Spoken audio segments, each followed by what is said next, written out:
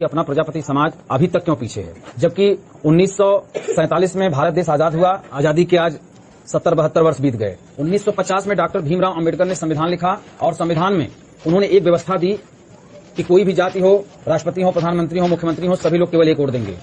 चाहे गांव का मामूली सा व्यक्ति हो, बूढ़ी औरत हो, माँ हो, कोई भी हो, केवल एक वोट देने का अधिकार दिया उन्होंने। जब एक वोट देने का अधिकार उन्होंने सबको दिया तो हमारा प्रजापति समाज भी एक वोट देता है।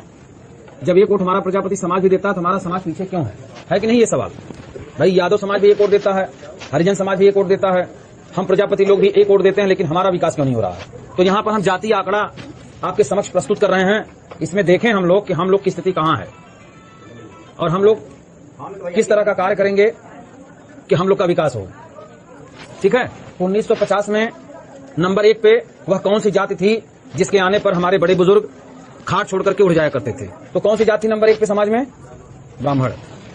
दूसरे नंबर पे कौन थी? क्षत्रिय। तीसरे नंबर पे यादव नहीं थी, क्षत्रिय भूयान हो गए। तीसरे नंबर बताइए। यादव नहीं, श्रीवास्तव। आपने बताया लाला। चौथे नंबर पे मुसलमान और 5वें नंबर पे बनिया। आजादी के बाद पंडित जवाहरलाल नेहरू प्रधानमंत्री बने, ब्राह्मण समाज का सीना हो गया चौड़ा। इसके पहले राजतंत्र था, जितने राजा थे सब क्षत्रिय समाज के थे। लोकतंत्र की स्थापना होने के बाद क्षत्रिय समाज जो है वहीं से आया और पंडित जी के साथ लग करके जो है अपना काम करने लगा, मलाई खाने लगा, इसलिए वह दूसरे नंबर पे था। लाला जाति पटवारी का काम करती थी, जमीन पे किसी का नाम चढ़ा के किसी का काट के इधर उधर करके पूरा समाज इनसे परेशान था। और मुसलमान समाज इसलिए मजबूत था क्योंकि कोर्ट कचहरी में जितने भी काम होते थे सब उर्दू में होते थे। ठीक है। नायब तहसीलदार, मुंसब आदि छोटी बड़ी नौकरियां इन्हीं समाज को दी जाती थी। इसके बाद बचता है बनिया समाज, पैसे वाला समाज, जिसको बिजनेस करने का, दुकान खोलने का अधिकार उस समय था। उस समय हम लोग को दुकान खोलने का, बिजनेस करने का अधिकार नहीं था। सही है कि नहीं? अब बचती है कौन सी जात 6वें नंबर पे? अन्य सभी पिछड़ी। अन्य पिछड़ी जातियां यहीं पे मैं लिख दे रहा हूं क्योंकि इसमें किसी का नंबर आगे पीछे नहीं है। इसमें यादव भी आते हैं, प्रजापति भी आते हैं, विश्वकर्मा भी, मौर्य भी, बघेल, जो भी आप जानते हैं। हर जगह पश्चिमांचल में कुछ और नाम से जाने जाते हैं, यहाँ कुछ और नाम से। ठीक। तो अन्य सभी पिछड़ी जातियां इसी जगह में लिख दिया। अब बचता कौन सा समाज है? एससी। क्या लिखे? हरिजन की दलित समाज। दलित समाज। दलित में सबसे ज्यादा संख्या किसकी है? हरिजन समाज की। ठीक। अब बताइए इनको कौन सा नंबर लिख दें?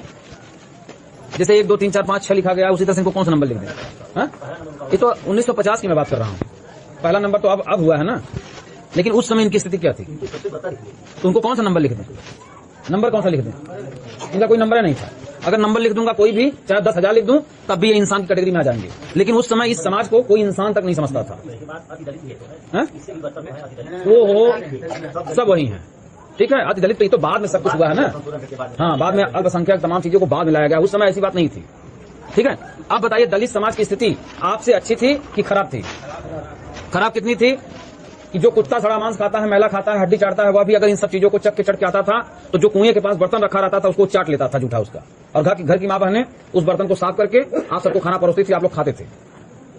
लेकिन इस समाज का व्यक्ति बर्तन को छू देता था, क्या आप उसमें खाना खाते थे? सोचिए, इसका मतलब वह कुत्ते से भी बदतर इसको माना जाता था। यही ना? किसी मंदिर मस्जिद पे चढ़ने का अधिकार नहीं था, कोई राय मशवरा नहीं लेता था, किसी पंचायत में बुलाया नहीं जाता था। तो ऐसे स्थिति में इस समाज को उठा करके किसने ऊपर ले आया? कौन ले आया? जी। तो हमारे कहने का मतलब नेतृत्व या मुखिया जो अगुवाई किए तो कांसीराम साहब ने किया ना। तो कांसीराम साहब ने इस समाज को कोमा से बाहर ले आए। ठीक है। आज 2000 कौन सा चल रहा है? 2019 मार्च नंबर 1 पे कौन सी जात लिखी जाए? 2019 चल रहा है, कौन सी लिखी जाए नंबर 1 पे? हाँ। इस समय अलग अलग क्षेत्र में जो है, इस समय यहाँ के लिए नंबर 1 पर जो है यादव आ जाएंगे। यादव नहीं, इस समय तो सत्ता की बागडोर जो है वो क्षत्रिय समाज के हाथ में है। ठीक। सही है कि नहीं? लेकिन पिछले 25 वर्ष में एक बार मायावती जी, एक बार मुलायम सिंह जी, एक बार मायावती जी, एक बार मुलायम सिंह जी। ठीक। यानी कहने का मतलब दलित समाज जो है नंबर 1 पे था। और हम लोग के साथ उठने बैठने वाला यादव समाज, जिसकी बुद्धि कितने बजे खुलती थी? 12 बजे। और हम प्रजापति लोगों की बुद्धि क्या बजे खुलती है? ठीक। इसी में से निकल करके यादव भी 4 बार सत्ता पकड़ लिया और जिस समाज को हम इंसान तक नहीं मानते थे वो भी निकल करके 4 बार सत्ता पकड़ लिया। अब यहाँ जातियों का क्रम आप लिखेंगे, दलित लिखेंगे, यादव लिखेंगे, क्षत्रिय लिखेंगे, इसी तरह लिख देंगे। ठीक। चलिए आप कर लीजिएगा अपने यहाँ कॉपी किताब पे कौन कौन सी जाति समय नंबर किस नंबर पे है। ठीक। मैं यहाँ प्रजापति समाज लिख रहा हूँ। प्रजापति समाज के बाद कौन सी जाति बची है? इससे नीचे कौन सी जाति है? इससे नीचे कोई जात बचती है? तो भाई क्या कर रहे हैं हम लोग, वही बताइए। भाजपा को बनाने का प्रयास मजबूत, कभी बसपा को मजबूत बनाने का प्रयास, और इतने समाज इतनी बार सत्ता रही हरिजन समाज की, जिसमें अपने समाज के बड़े बड़े नेता लगे रहे। प्रजापति समाज अपने लिए हल्का डर करके अपना दिखा दे रहा और इसलिए सोचता है कि मैं दिखा दे रहा हूँ, बस उसके मुझे यही बात भलता भलता भलता। नहीं, ये तो आपकी पर्सनल सोच है, थोपा हुआ काम है। और कम से कम 5,000 से ऊपर नेता है जो गांव को अच्छा कपड़ा पहन के उनको पूर्वा करने की चिंता नहीं, आपको चिंता है भाई। कहने का मतलब ये है कि जब मट्टी से हाथ आपका सना रहेगा, कपड़े आपके गंदे रहेंगे, तो कौन आपको गले लगाने की बात सोचेगा, कौन हाथ मिलाएगा आपसे? तो इसके लिए जो है हम सबको सोचना होगा, अपनी सोच बढ़ानी होगी, अपने काम को बदलना होगा। भाई सब्जी बेचने का काम कर लीजिए, वो चलेगा, लेकिन मिट्टी का काम मत छोड़ दीजिए। अब रही बात आदत पड़ चुकी है, इसके अलावा हम कुछ नहीं कर सकते, तब तक कर लीजिए भाई। लेकिन जो आने वाली पीढ़ियां हैं उनको ऐसी शिक्षा आप दीजिए कि वो इस काम को छोड़ दें, क्योंकि बिना बेहतर बने हम अपने समाज को बेहतर नहीं बना सकते। न आप बिना बेहतर बने अपने परिवार के, अपने माँ बाप की सेवा कर सकते हैं। पता चला आप 50 रुपया कमाने में दिन भर जोर हो जा रहा है, माई बाप खाते हैं 60-70 रुपये का सुबह शाम, तो कहां से करेंगे आप? तो और अपनी क्षमता बढ़ाने की जरूरत है ना। क्या कर रहा था?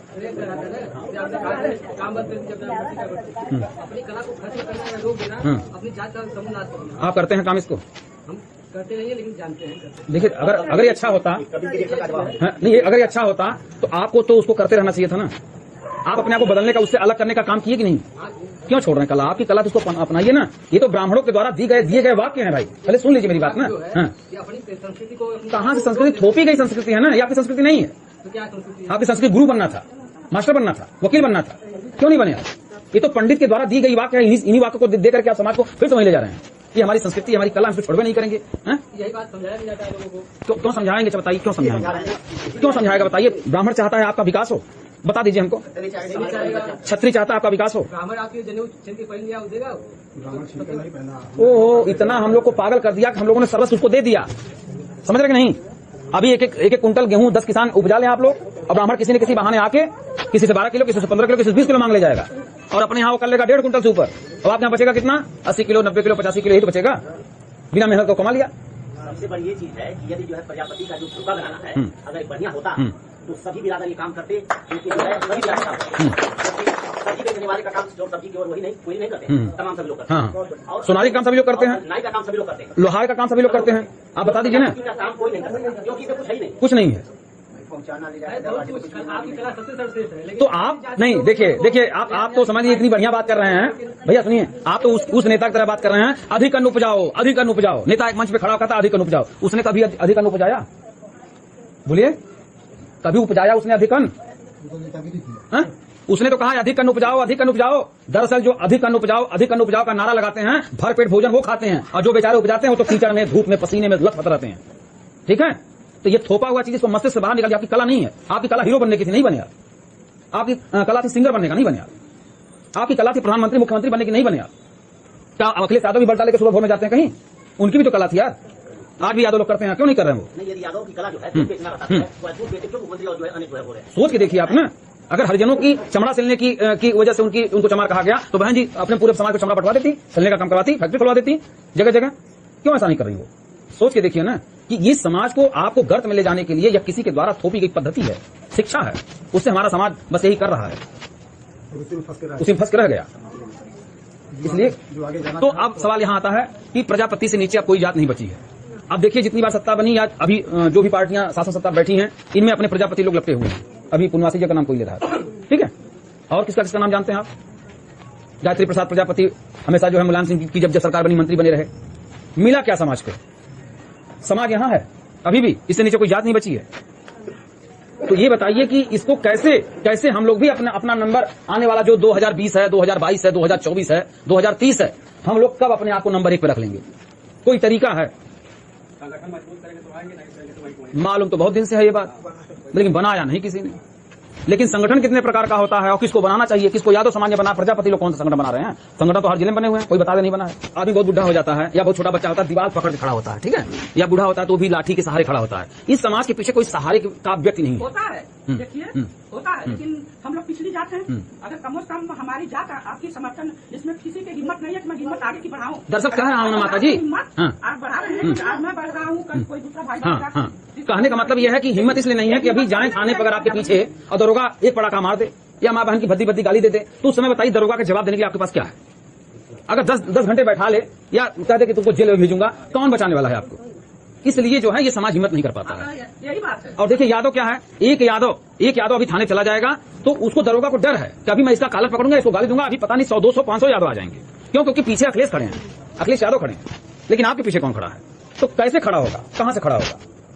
इतने यहां बुजुर्ग बैठे हैं, धीरे धीरे बूढ़े होते चले गए और समाज आगे नहीं बढ़ पाया। तो अब हमारे समाज में इतने बड़े बड़े नेता हैं, अभी भी देख लीजिए, आंखें अगर न खुल रही हो देख लीजिए कि इतने बड़े बड़े नेता हैं अभी भी समाज में टहल रहे हैं, और हर जिले में 10 तो 5 तो 15 तो 20 संगठन बना करके लोग आ रहे हैं, समाज को गुमराह कर रहे हैं। उसके बाद भी समाज आपका यहाँ है। ये ताजी बात बता रहा हूं। अगर आज के डेट में अगर बता दीजिए कि ये सामाजिक इसकी कोई स्थिति हो अगर समाज में, तो हमें बता दीजिए। वो तो कब हम लोग सुधरेंगे? चलिए, अभी बात आई है कि संगठन बनाने से, संगठन की वजह से विकास होता है, यही ना भैया? आप देखिए संगठन कितने प्रकार का होता है, पहले तो यह जानना जरूरी है, क्योंकि जब तक हम लोग जानेंगे नहीं संगठन कितने प्रकार का होता है, तब तक जो है हम बना नहीं सकते। पहला संगठन है सामाजिक संगठन, दूसरा संगठन है धार्मिक, तीसरा है आर्थिक, चौथा है राजनीतिक। अब बताइए कि यादव समाज और हरिजन समाज ने इसमें से कौन सा संगठन बनाया जिसकी वजह से उसका विकास हो गया और हम लोग का विकास नहीं हुआ?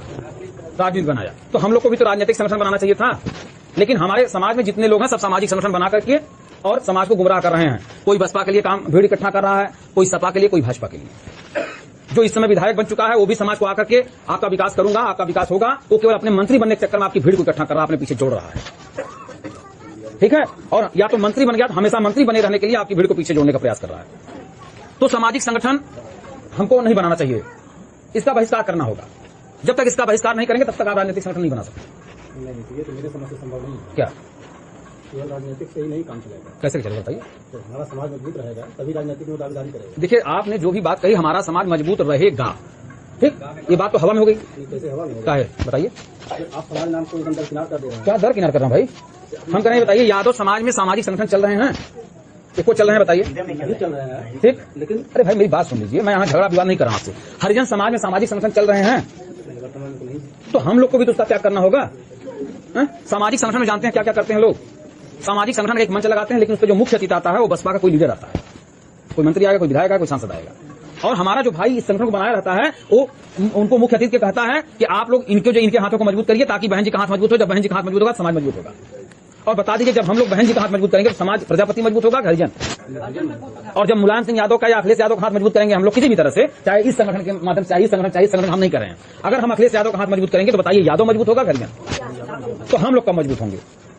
जब यादव समाज ने अपना विकास सिर्फ और सिर्फ राजनीतिक संगठन बना के किया, 4 बार सत्ता हासिल कर लिया, और 25-30 वर्ष पहले कांसीराम साहब ने बसपा बनाई और 4 बार सत्ता पकड़ ली, और पिछले 25-30-32 वर्ष पहले माननीय मुलायम सिंह यादव ने समाजवादी पार्टी बनाई, 4 बार सत्ता पकड़ ली। अपने प्रजापति में आजादी के पहले से प्रजापति महासभा बनी हुई है, बनी हुई नहीं, प्रजापति महान संघ बना हुआ है। तमाम तरह के दक्ष प्रजापति महासभा, क्या क्या नाम नहीं है, आप बताइए कौन नहीं बना के हर जिले में बना घूम रहे हैं?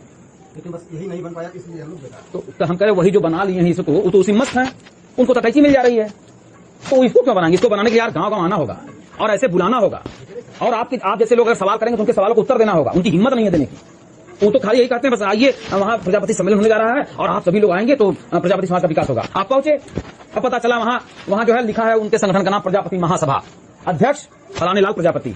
ठीक, अभी मुख्य अतिथि का आगमन होने वाला है, पता चला बसपा का नेता चला रहा है, पता चला सपा का नेता चला रहा है, और आप ही के नेता कहता है देखिए बहन जी के साथ हम लोग का हित है। एक भाई यहाँ कह रहा है बहन जी के साथ हित है, अगला सम्मेलन लगे तो भाई कहेगा अखिलेश जी के साथ हमारा हित है, एक कार्यक्रम लगे कहेगा योगी जी मोदी जी के साथ हमारा हित है। तो आप बताइए आपका हित कैसे वो लोग के यहाँ होगा? जब उनका हित भाजपा में नहीं हुआ, कांग्रेस में नहीं हुआ, तब न माननीय मुलायम सिंह यादव ने अपने यादव समाज को अलग हटा करके समाजवादी पार्टी का निर्माण किया। और कांसीराम साहब ने देखा जब कांग्रेस में पूरा समाज हरिजन समाज वोट देता था और उनका विकास वहां नहीं हुआ, तब न माननीय कांसीराम साहब ने अलग हट करके बसपा बनाई। नहीं तो पार्टियां तो वोट दीजिए ना जिंदगी भर, दिया तो हरिजन समाज। स्थिति बदतर थी, कुत्ते से भी बदतर थी, सोच के देखिए ना। बोलिए मैं गलत कह रहा हूँ? हरिजन समाज में अगर कोई आ गए ना नेता, उनके हरिजन के पूरा दुल्हन बहुरिया बीमार नहीं तो वही यही सबक तो हम लोग को भी माता जी सीखना चाहिए ना। प्रजापति के तभी आप अब देखिए, चलिए अभी बात क्लियर हो जाएगी।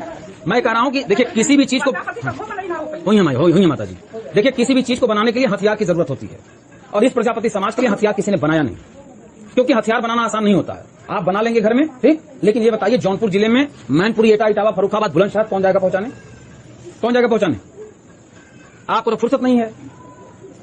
बोलिए यही ना, मैं गलत कर रहा हूं मास्टर साहब? तो हथियार बना लेने से काम नहीं चलेगा, हथियार को जा करके गांव गांव पहुंचाना होगा, इस तरह से बुला के भीड़ इकट्ठा करनी होगी। तो बिना हथियार की लड़ाई नहीं होती भाई। आप देख लीजिए, मैं भी दिखा देता हूं आपको। देखिए हरिजन समाज ने अपने लिए 4 औजार बनाए। पहला बनाई उन्होंने एक पहचान, दूसरा बनाया उन लोगों ने एक संगठन, एक राजनीतिक संगठन बनाया उन्होंने, तीसरे नंबर पर उन्होंने बनाया एक झंडा और चौथे नंबर पर उन लोगों ने बनाया एक अपना नेतृत्व, एक मालिक, एक मुखिया, एक नेता। ठीक, ये 4 औजार उन लोगों ने बनाया, उनका विकास हो गया। देख लीजिए, एक पहचान मतलब संबोधन, अभिवादन, जिससे हम लोग आते हैं नमस्कार भाई, पाला की बाबा, हाँ, राम राम भैया, यही सब तो कहते हैं। लेकिन हरिजन समाज जब आपस मिलता क्या कहता है? जय भीम। इससे आप जान जाते हैं कि वह एक राजनीतिक दल यानी कि बहुजन समाज पार्टी का या तो कोई नेता होगा या होगा वो हरिजन समाज। ठीक, या तो समाज क्या कहता है आपस में मिलता है तो जय मुलायम, जय अखिलेश, जय समाजवाद, तो वह समाजवादी पार्टी से होगा या तो यादव होगा। उनके पास एक संगठन देखिए है, राजनीतिक संगठन, जिसका नाम उन्होंने रखा है बहुजन समाज पार्टी, उन्होंने रखा है समाजवादी पार्टी। और एक झंडा है उनके पास, कौन सा झंडा? नीला हाथी वाला उनके पास, हरा लाल साइकिल वाला इनके पास। और जिस तरह से भारत देश का एक झंडा है तिरंगा, दूसरा कोई देखे हैं भारत देश का? कोई से बताइए बहुजन समाज पार्टी के झंडा आपने दूसरा देखा है? समाजवादी पार्टी का झंडा दूसरा देखा है? और एक नेतृत्व है, पूरे हरिजन समाज के सिर्फ एक नेता है, उन्हीं की सारे पूरा हरिजन समाज काम करता है, सुश्री बहन कुमारी मायावती जी। यादव समाज भी अखिलेश यादव के सारे काम करता है, उनका नाम है माननीय अखिलेश यादव जी। अब बता दीजिए, चारों औजार आपके पास हैं और ये संख्या केवल एक होनी चाहिए। परिवार में मालिक एक रहेगा तो परिवार चलेगा, और 2 मालिक, 4 मालिक, 10 मालिक हो जाएंगे तब। तो इस समाज में इतने मालिक हैं, कोई आपका हाथ पकड़ के बसपा ले जाने की बात कर रहा है, कोई भाजपा में, कोई सपा में, कोई कांग्रेस में, कोई फला में, कोई जगह में। अपने लिए नहीं खड़ा हो रहा। फिर भाई आपका कोई नेता होना चाहिए कि नहीं होना चाहिए? अब आपके पास एक पहचान इतनी है, जिसमें गए वही कहने लगते हैं, जिसमें जाते हैं वही आपका संगठन हो जाता है, जिसमें जाते हैं उसी झंडा पकड़ लेते हैं, और जिस नेता के साथ लगे उसी जिंदाबाद करने, उसी चाटपट्टी, उसी के माला पहनने लगे। किराए के घर में वो नेता लोग जो किराए पर रहते हैं, उनकी ताकत कौन है? हम आप हैं। अगर हम ऐसे कट जाए उनसे तो बताइए वो अपनी ताकत लाके यहाँ समाज के पीछे लगा दे, समाज आगे न बढ़ जाए। लेकिन वो लोग को तटैची मिलती रहती है, पावर मिला है, सम्मान मिल रहा है, अपना आलिशान बिल्डिंग बनवा ले रहे हैं, आपको बौना बना दे रहे हैं, और आप ऐसे मजबूत हैं। आप की वजह से अखिलेश यादव जी ने मंत्री बनाया, आप की वजह से योगी जी ने विधायक का टिकट दे दिया, सांसद का टिकट दिया है इस बार 2-3 लोगों को। ठीक है, आप ही की वजह से। अगर आप कट जाते ऐसे लोगों से, उनको पीछा छोड़ देते, तो बताइए अकेले जाएंगे वहां तो अखिलेश जी सुनेंगे उनकी? लेकिन हम लोग जान नहीं पाते, हम लोग कुल्लू बना जाते हैं, हमारे अपने ही भाई, अपना ही खून हमें पूरी तरह से बेच रहा है। तो आपके पास भी ये चारों औजार होने चाहिए कि नहीं होने चाहिए? है? तो एक पहचान क्या होनी चाहिए अपनी? भाई जो बनाया गया है, गांव गांव बट रहा है, वही मैं यहां भी बांटने आया हूं। और 66 जिलों में हमारे सभी साथी लग करके, बहुत से पदाधिकारी और कार्यकर्ता लगे हुए हैं इस समय। एक प्रत्याशी को भी चुनाव लड़ाया जा रहा है इसी पार्टी से। ठीक है, तो जो हमने अपनी पहचान बनाई है कि प्रजापति लोग अपनी भी एक पहचान कहें, रोज सुबह उठें और समाज हंसे, आपको शर्म आवे, लेकिन आपको कहना यही है। तभी चाहे आप पश्चिमांचल चले जाएं, चाहे आप पूर्वांचल चले जाएं, चाहे कश्मीर चले जाएं, कन्याकुमारी चले जाएं, लेकिन जहां भी अगर जाएं, अगर जय सर्वश्रेष्ठ अगर आप कहते हैं तो आपको वह भाई जान जाएगा ये भी प्रजापति हैं, या तो अपने साथ के लोग हैं। ठीक, ये पहचान होनी चाहिए। और जय सर्वश्रेष्ठ क्यों बनाया गया? क्योंकि धरती पर जिसमें प्राण बसते हैं, उसमें सबसे सर्वश्रेष्ठ प्राणी मनुष्य है। और हमारी जाति का इतिहास, जो आपने कहा कला हमारी बहुत अच्छी थी, पूजनीय थी, ये सच में अच्छी थी, लेकिन तब का जमाना कुछ और था। आज उसकी कोई वैल्यू नहीं है, आज इसकी जगह उद्योगपति लोग ले लिए हैं। ठीक है, तो हम लोग को जो है अपने सर्वश्रेष्ठ इतिहास को फिर से लिखना है, रचना है। इसके लिए अगर हम लोग कहेंगे एक दूसरे से जय सर्वश्रेष्ठ, तो ऊपर वाले मालिक का भी अभिवादन होगा, और जो सामने उनका अंश से बना हुआ मनुष्य है उसका भी होगा। इसमें अपनी जात को ज्यादा लाएंगे और दूसरी जात को भी हम लोग कह सकते हैं जय सर्वश्रेष्ठ, क्या बुरा है? सही है कि नहीं? तो जोर से बोलिए जय सर्वश्रेष्ठ। तो कल से कहने में कोई दिक्कत तो नहीं होगी? अगर शर्माएंगे तो आप ही का पतन होगा, हमारा नहीं होगा। हम भाई कहलवाने का प्रयास करेंगे। जब आपको उत्साहित लोग देखेंगे तभी आएंगे प्रत्याशी लोग यहाँ टिकट लेंगे, तभी विधायक लड़ेंगे, तभी सांसद लड़ेंगे, तभी आपकी सरकार बन सकती है। और अगर आप उत्साहित नहीं दिखेंगे तो कोई टिकट नहीं लेने आएगा, कोई आपको उठाने नहीं आएगा। तो ध्यान दीजिए, एक संगठन जिसका नाम सर्वश्रेष्ठ दल रखा गया है, यह सर्वश्रेष्ठ लोगों का एक समूह होगा। सर्वश्रेष्ठ में कौन? हम प्रजापति लोग। ये हमारी मूलधन होगा, क्योंकि माननीय मुलायम सिंह जी पहले यादव का मूलधन इकट्ठा किए, पहले यादवों को जोड़ लिया अपने आप से, उसके बाद आजम खान पहुंच गया वहां राजनीति करने। तो जब आप लोग एक हो जाएंगे तो बहुत से जात के लोग जो दूसरी पार्टी में राजनीति कर रहे हैं, आपका उत्साह देख करके, आपकी भीड़ देख करके आपके साथ भी आएंगे और आपको मजबूत बनाएंगे। ये झंडा पूरे उत्तर प्रदेश के 66 जिलों तक पहुंच चुका है और आप लोग भी अपनाएंगे। तो अगर एक मैदान में अगर 1 लाख यादव की भीड़ होगी, अगर हम इतने लोग केवल इस झंडे को डंडे में लगा करके अगर जिंदाबाद करते करते अगर पहुंच जाएंगे, वहीं बगल में खड़े रहेंगे, तो माननीय मुलायम सिंह यादव जी, अखिलेश यादव जी पता करने की कोशिश करेंगे कि नहीं वो कौन लोग हैं और किसके नेतृत्व में आए हैं। सही पूछेगा कि नहीं? तो आखिर ये लोग वोट कहां देंगे? तो उन्हें चिंता होगी कि नहीं? तो मुखिया को बुलाएंगे, उनसे बात करेंगे कि भाई इतने लोगों का वोट आप हमको दिला दीजिए। हम भी कहेंगे मेरे समाज का इतना हिस्सा होता है, आप भी दे दीजिए, हम आपके साथ चलते हैं। बोलिए। ये तो बहुत अच्छी बात है, लेकिन आप मुंह से कहले से ना हो भैया, करेंगे, करना पड़ेगा, करिए। हाँ तो करिए, यही तो कह रहा हूं, कहने से नहीं होता है, करके दिखाइए। चलिए एक कदम समाज के लिए, अभी यहीं से कह दिया जाएगा यहाँ का नेतृत्व करने के लिए खड़े हो जाइए, तो हिम्मत नहीं पड़ेगी, क्योंकि आपको काम करना पड़ेगा इस समाज के लिए, हिम्मत नहीं पड़ेगी। हम तो चाहते हैं यार इतनी बड़ा आकार बना लिया जाए कि यादव भी बिना हमारे बैसाखी का सहारा लिए बिना सरकार न बना पाए।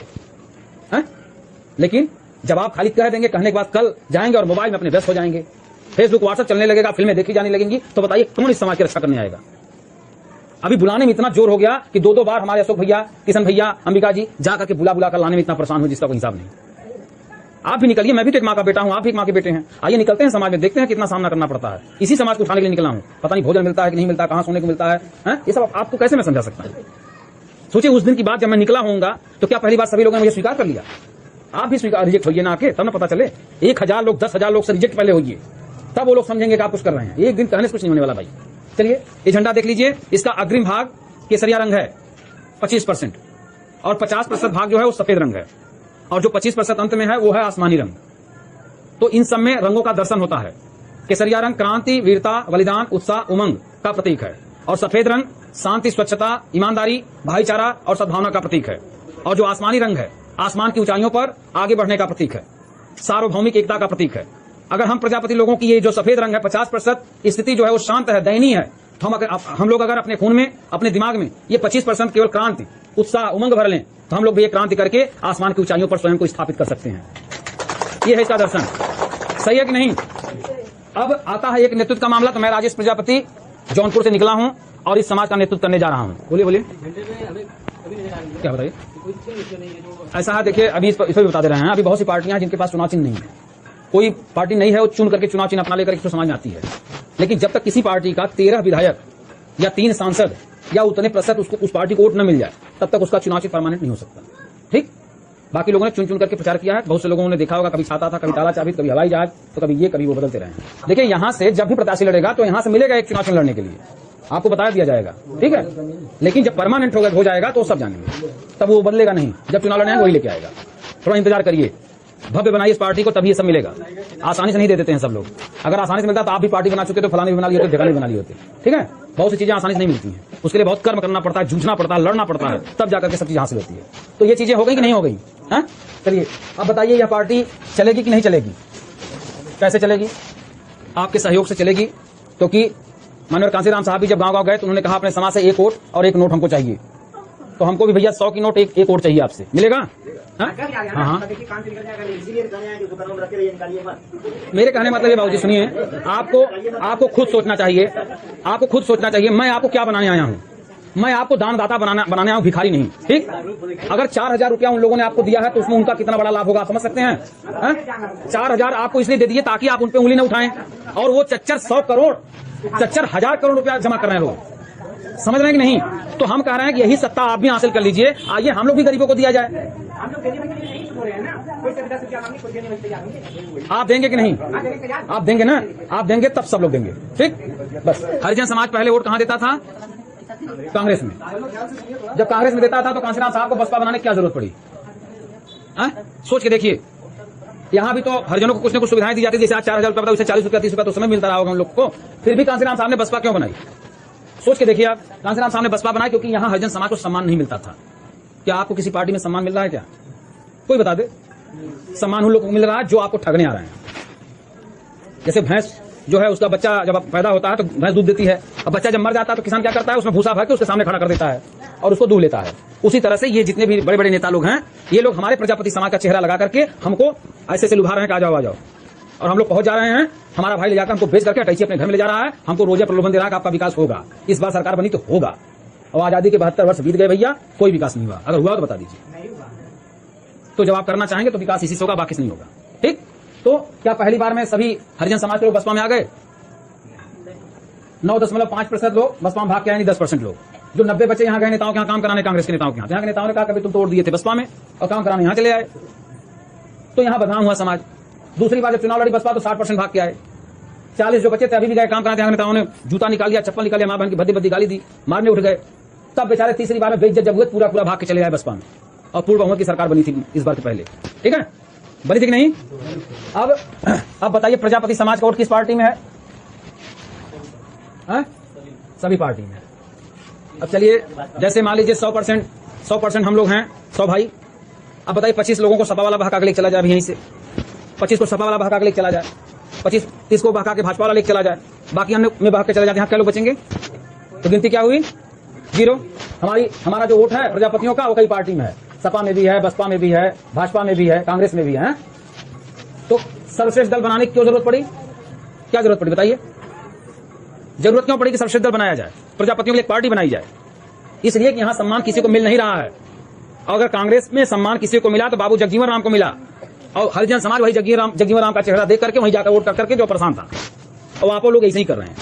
कर लीजिए 25-30 वर्ष, मैं कह रहा हूं 25-30 जो चुनाव आएंगे आने वाले समय में, भाजपा को पूरे लोग वोट दे दीजिए। अगर आपका विकास हो जाएगा तो मुझे जूता मार के कहिएगा मेरा विकास हो गया। चाहे बसपा को दे दीजिएगा, चाहे आपका विकास अगर हो जाएगा कभी तो हमको बताइएगा। आपका जब भी विकास होगा तो अपने घर में होगा, किराए के घर में नहीं होगा। किराए के घर में उन नेताओं का विकास होगा जो वहां टैक्सी पाते हैं। समझ रहे हैं कि नहीं? मैं चैलेंज करता हूं कि भाजपा को वोट देकर के 25-30 बार देख लीजिए, किसी को भी जिसकी इच्छा उसको दे लीजिए। अगर आप इसको देंगे, सरकार इसकी बनी तो आपका वोट वैसे ही बेकार। आपने इसको दिया, इसकी सरकार बन गई, ये सीना फुला करके अपने समाज को सींचेंगे, आपको कुछ नहीं देंगे। वही 4000-2000 के टुकड़ा फेंक देंगे, आप कहेंगे बहुत अच्छी सरकार है। और उस खजाने में इतना पैसा है कि अगर 1% जो 27% के नाम पर पिछड़ी जात का आरक्षण है, अगर वो आधा % भी दे दे तो हमारा समाज खुशहाल हो जाए। उसको जरूरत ही नहीं पार्टी बनाने की। लेकिन मिल रहा है क्या? फिर आपको तो यार झिलना दे रहे हैं, 4000 लैट्रिन बाथरूम जो दे रहे हैं, जो फला चीज में, वो केवल आप ताकि उनको देखें ना, उन पर चुप रहे, उंगली ना उठाएं, क्योंकि वो जानते हैं समाज का कोई नेतृत्व करता नहीं है। अगर इसके समाज का एक चेहरा मंत्री का लगा के यहाँ रखना है तो इस समाज को भी थोड़ा बहुत सीख रहना नहीं, मंत्रियों को नहीं रह देंगे, यहाँ पे खींच लेंगे उसकी टांग, भाग जाएंगे उसका साथ छोड़ के। तब क्या करेंगे वो? इसलिए वो आपको टुकड़ा डाल के खुश करते हैं बाबूजी। तो आप बताइए, सर्वश्रेष्ठ दल में पहली बार में सभी प्रजापति लोग आ जाएंगे? नहीं आएंगे। भैया आप काहे कहलाने आई? नहीं, पहली बार में तो नहीं, तो आप बताइए, आप आएंगे कि नहीं आएंगे? पक्का? कौन नहीं आएगा? जरा हाथ उठा दीजिए आप। कौन नहीं आएगा? हाथ उठा दीजिए। जैसे बसपा आई हुई थी, अभी बात बताया ना कि बसपा पहले 9% आए। तो मतलब हरिजन समाज तुम्हारा डरत रहा, बहुत डरपोक था, क्योंकि कांसीराम साहब जब निकले थे, अगर क्षत्रिय समाज को पता चलता कि कांसीराम साहब निकला है अपने हरिजन समाज को जुट करने, तो बताइए वो क्या करते हैं। लेकिन वो ऐसी जगह बैठा के समाज को समझाए हैं जहां गोबर और पेशाब की बदबू आती थी, जहां जानवर बांधे जाते थे। जैसे नई बहुरिया आती थी ना, वहां रोटी बनाती थी, वहां बैठा के समझा दी, उनकी समझ में आ गया। और आप कह रहे हैं कि पहली बार में ऐसे आएंगे, दूसरी बार में, तीसरी बार में, चौथी बार में।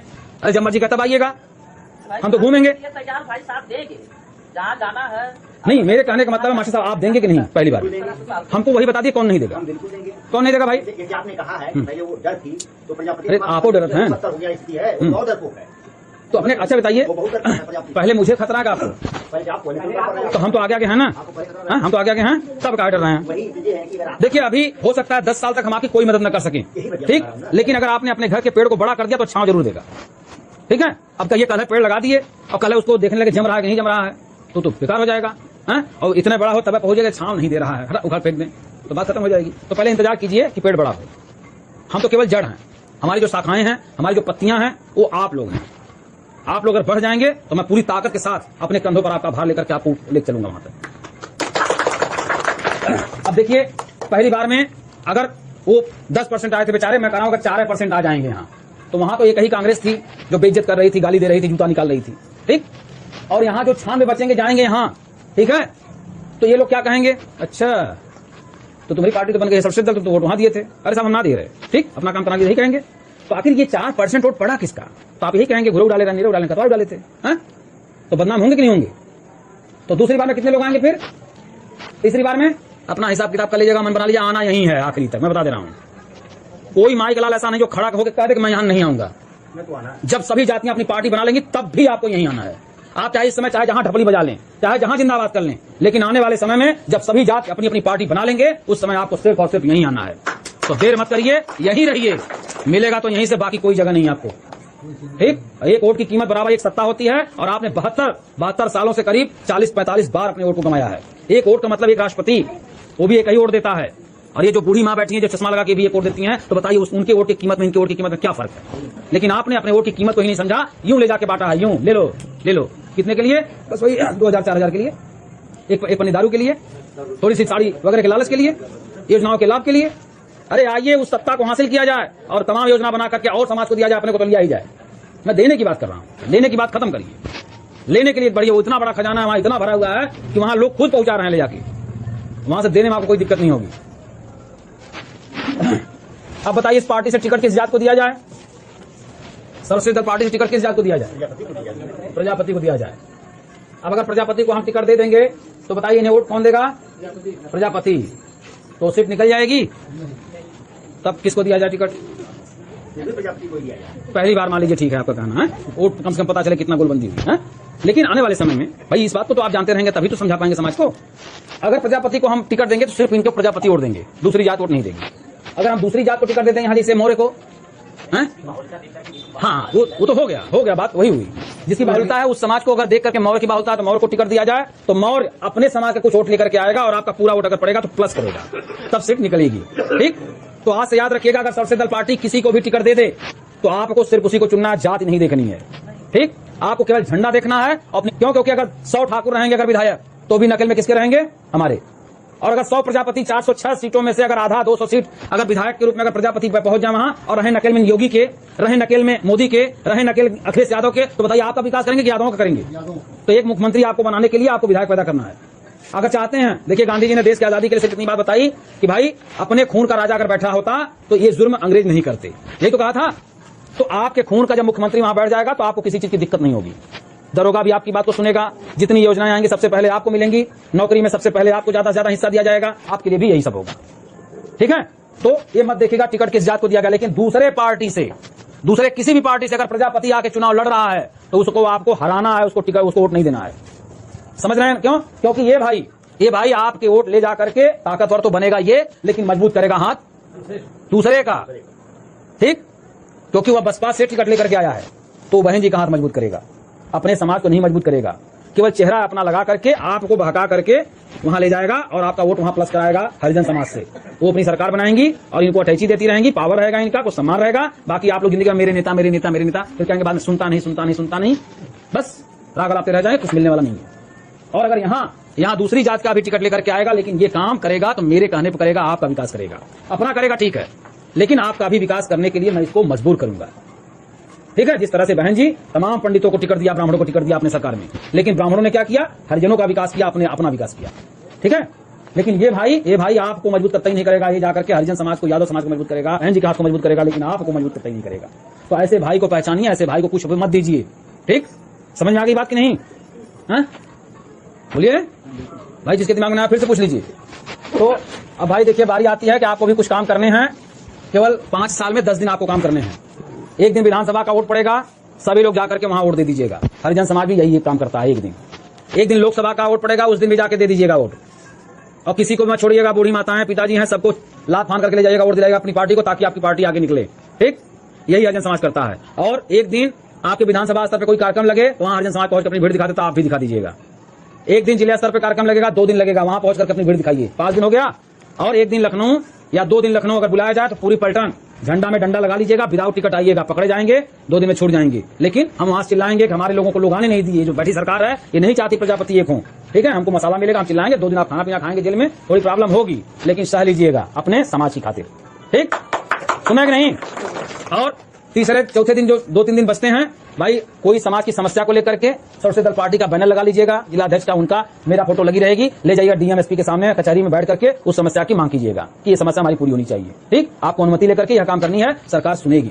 ठीक, और यही काम करना है। बाकी पूरे 5 साल में सिर्फ 10 दिन की मजदूरी हमको चाहिए, मजदूरी यानी 100 की नोट हर महीने देंगे, हर महीने चाहिए। और सभी लोग अपना अपना नाम लिखा दीजिएगा। वीडियो को ज़्यादा से ज़्यादा प्रत्येक प्रजापति भाइयों के मोबाइल पर शेयर कीजिए, पहुंचा दीजिए। वीडियो को लाइक कीजिए, अपने विचारों को रखिए, कमेंट कीजिए, चैनल को सब्सक्राइब कीजिए। धन्यवाद साथियों, जय सर्वश्रेष्ठ।